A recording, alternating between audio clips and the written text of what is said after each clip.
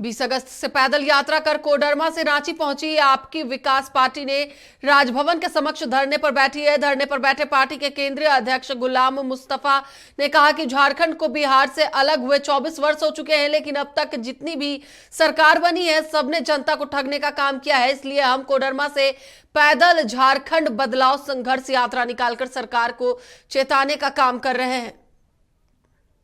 के लिए रखा जाता है। हम बताना चाहते हैं कि झारखंड में गरम न्यायालय लागू है, लेकिन गरम न्यायालय का कोई देखिए, सरकार ने तो छलने का काम किया है, धोखा देने का काम किया है।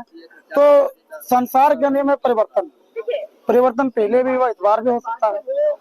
अगर अपने चाल से बाज नहीं आए तो हो सकता है परिवर्तन हो जाए।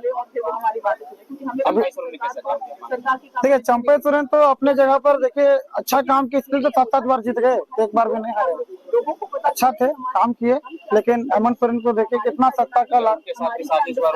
जी बिल्कुल, सबके साथ जो हो रहा है और साजिश का शिकार है, राजनीति शिकार है।